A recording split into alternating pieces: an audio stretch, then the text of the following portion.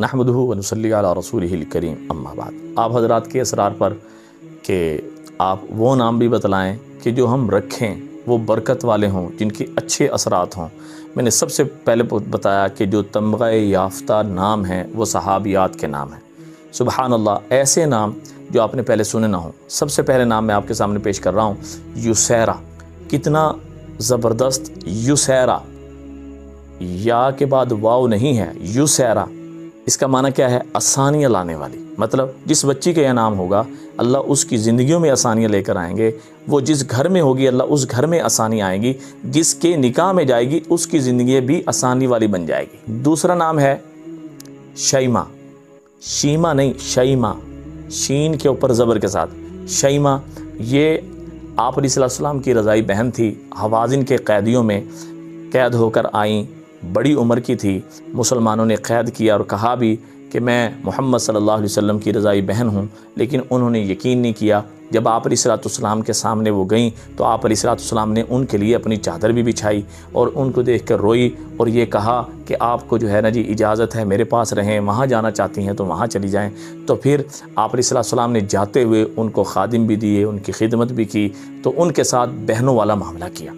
تو لہٰذا شیمہ یہ بھی ایک بہت زبردست نام ہے اور اس کو ایک فضیلت حاصل ہے کہ آپ علیہ السلام کی رضائی بہن۔ تو لہٰذا اس نسبت سے جب نام رکھا جائے گا تو حضور صلی اللہ علیہ وسلم کی رضائی بہن کے اندر جو صفات تھی وہ اس بچی کے اندر منتقل ہوں گی۔ اور اس کے ساتھ روضہ، اس کا مطلب ہے باغ، یعنی جس طرح باغ خوشبودار ہوتا ہے، پھلدار ہوتا ہے، تو جس بچی کا نام ہوگا اس کی زندگی بھی خوشبودار، پھلدار اللہ پاک بنائیں گے۔ تو یہ بھی صحابیاں ہیں، بہت پیارا نام ہے، بہت اچھا نام ہے۔ اور اس کے ساتھ ہے نام صائبہ، صحابیاں ہیں اور اس کا مطلب ہے تابعدار، فرمانبردار، ماننے والی۔ تو یہ بھی بہت پیارا اور اچھا نام ہے۔ اور اس کے ساتھ نام ہے شفا۔ شفا کا مطلب یہ ہے کہ صحت یابی۔ اور ہم نے نام اس لیے نہیں رکھنا کہ اس کا معنی اچھا ہے، ہم نے یہ نام جو ہے اس لیے اپنے بچیوں کے رکھنے ہیں کہ یہ صحابیات کے نام ہیں۔ یہ وہ نام ہیں جو آپ علیہ السلام نے پاس کیے ہوئے ہیں، جو آپ علیہ السلام کی زبان مبارک سے لیے گئے، آپ علیہ السلام کے سامنے لیے گئے، آپ علیہ السلام نے انہیں تبدیل نہیں فرمایا۔ یہ وہ نام ہے۔ اور اس کے ساتھ نام ہے اسما، بہت پیارا نام ہے، بہت اچھا نام ہے، بلند مرتبے والی، درجے والی، بلند اعلیٰ مقام والی۔ تو بہت پیارا نام ہے۔